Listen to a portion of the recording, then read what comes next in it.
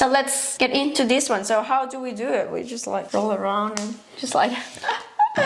We're on to part 3 of our series talking about measuring progress. We're going to talk about measurements. Measurements, yeah, right. with this tool here.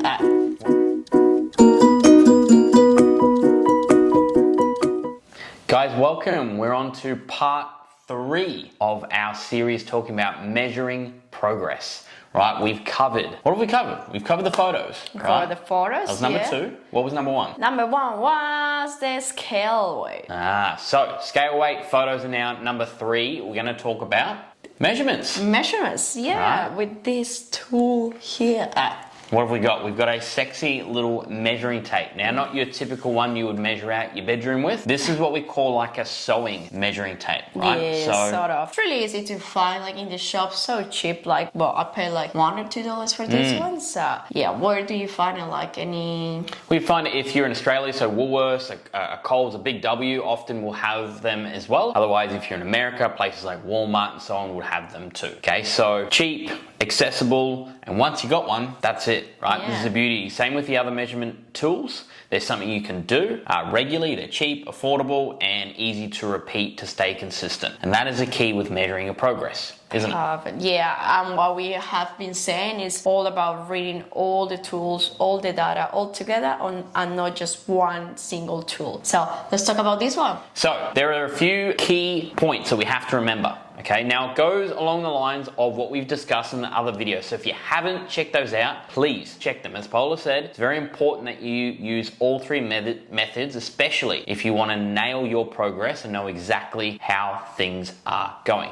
Okay, so same with your scale weight as well as your photos, you want to do it at the same time. That's number 1, right? Really important. Like what we recommend is like in the morning will be the best time as you have like no food in the morning, no coffee, no drinks, no sodium, nothing like that. You can go to the toilet after going to the toilet so you're not all bloated, and then you're not taking these measures when it's like at night after going out with friends and having like food and drinks and all that. So the best way, the best time is in the morning. In the morning. Yeah. After you've done your scale weight, you've hopefully then done your photos, and you literally go into step number 3, which is tape measurements. Now, also apart from all the manipulations with sodium and water and so on, the other key thing is training. What's going to happen when we train, particularly if we use arms as an example? We love training arms, right? If you go and get a mad arm pump, and then you go and try and measure yourself after, your arm's going to be bigger. Yes. It's not, and then next time you do another measure like in the morning, and then you're like, oh, I'm getting leaner, it's getting smaller, but it's not. It's like best thing is to try to be consistent, try to simulate the same situation every single time with all the 3 tools that we have mentioned. As best you can, because remember, we're human beings, and sometimes you always train, say, arms on a Sunday and you tape measure on Monday morning, but you know, your week could change. So I think, as you said there, simulating the experience as much as you can within reason. And it's not going to be 100% sure because there are a few variables that they will change, but as we read the different data from different tools, then we can have more like a big scenario of what's going on with your progress. Yeah, the points we're going to measure, I mean, that's number 2, right? Is being consistent with the points you measure. So the points, but also where we measure. Okay, so points. Now you can measure everything. You could measure your neck if you wanted to, right? But you know what? I don't think we're going to the gym to get our neck bigger or smaller. I don't know about you.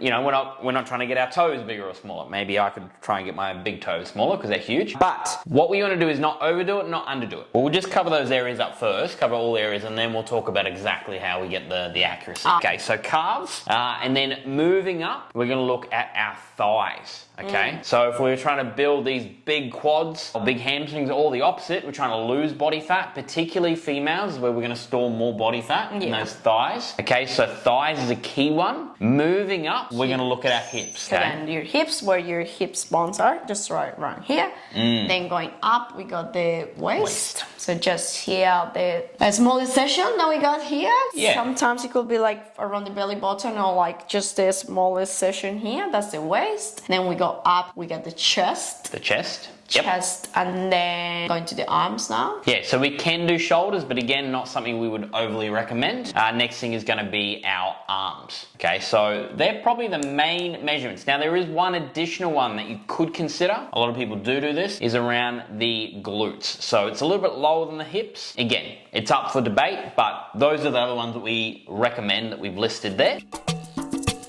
So let's get into this one. So how do we do it? We just like roll around and just like So what we start with depends on where you take the measure. It will change a lot if you take it from the top, the middle, or the bottom. So that's why there are certain key points what you can do to try to take the same point every single time. So what do we normally do? As Paula said, where you measure is key, because that's going to help in terms of comparisons. Just like we discussed with photos, with different lighting, it makes a massive difference. So if we're going to use let's just use the thighs as an example, right? How would we measure the thighs? What's a good trick? There are a few points that you can use. So I recommend always is like from your hips, your hips bone.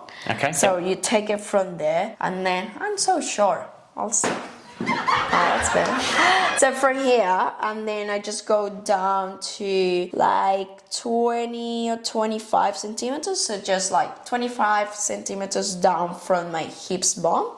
So that will be just around there. And from there, from this point, I will just take my measure around my thighs. So I'll just do it around here. It's not gonna be like 100% accurate, but that's the point that I'm gonna like take every single time. So I just try to stand nice and tall, and then I'll just take that one around. So every time that I'm gonna do it, I will always use the same, and then just going down from here, 25 centimeters down, and then I'm gonna do it around there. That's one ways that you can do it. Just on that, there's a few key points in terms of like standing relaxed and tall. You know, it would be easy just to measure it like this.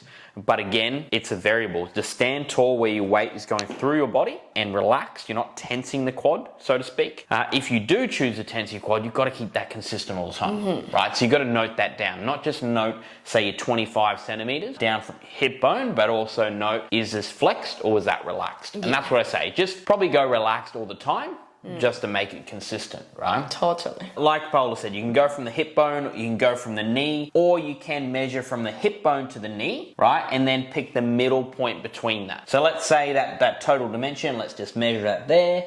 So let's say to the knee, 45 centimeters to the middle of the kneecap, so 22 and a half, all right, would be your measuring point, okay? Now, if you were more concerned with your upper thighs, then you may take that point slightly higher, or look for two. Yeah, one two higher, measurements. one lower. So you have like two measures there for your quads. Or if you have, some people have like a mole or something, like you can use that as a reference to always go around that mole or any birthmarks. Yeah, something like that. So it gets consistent, and you always do it like around the same spot. And same for the calves. So we can go from the knee down, so 15 or 10 centimeters down, or the same, like just measure, and then in the middle, or any marks, any spots, anything like that. Now, if you're not just going, to the top point of the limb to the bottom point of the limb and going halfway, you can then make more of a subjective call and go, right, well, I have more of my mass around the upper part of my leg, so I'm going to deliberately pick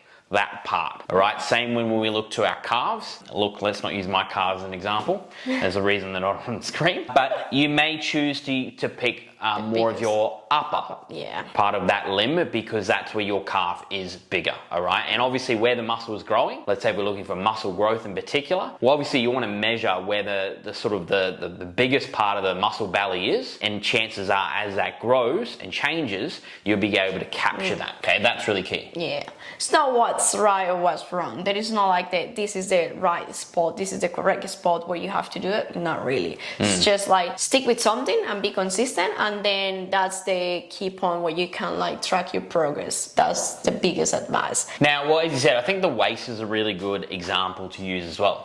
Hips is one, but I think even your waist, right? Because waist is probably the key measurement, certainly that I look at with my clients. It's the area that will probably change the most for males and females. So there's 2 points, right? You could always use your belly button. That is an option, right? Because your belly button's never going to change. Let's hope not, right? So in terms of measuring, things, simplicity, accuracy, and repetitiveness, that can work quite well. But as Paula noted before, quite often your smallest part of your trunk is actually a little bit higher than your belly button. Yeah. Okay, now if it was that, then similar to what we did with the quad, we would pick a point, again, based on what we can see in the mirror and based on what we feel, might go right from the belly button up.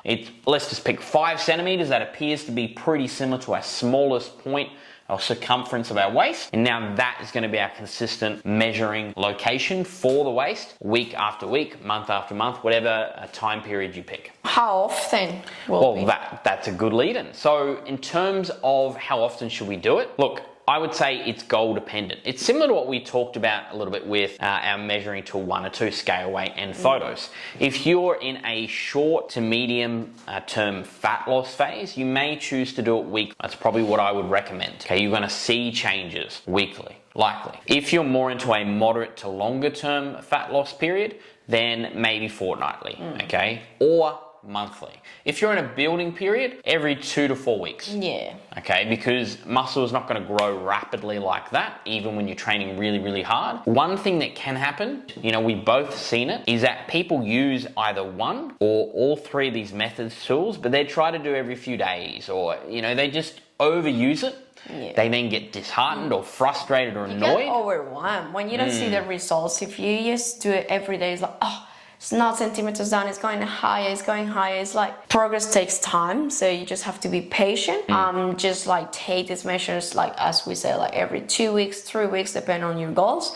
But don't do it every day, otherwise you're gonna be frustrated, overwhelmed if you don't see the results that you really want to see. So it's progress. It will take time. It's not gonna happen 1 week. Like just in 1 week, not in 1 month. It could take months, it could take years. So be patient. And that's where it's very different to scale weight, where we mentioned you can take the weight every day, average across the week. Now doing that with measuring tape, I would argue, is not beneficial. It's not going to serve you.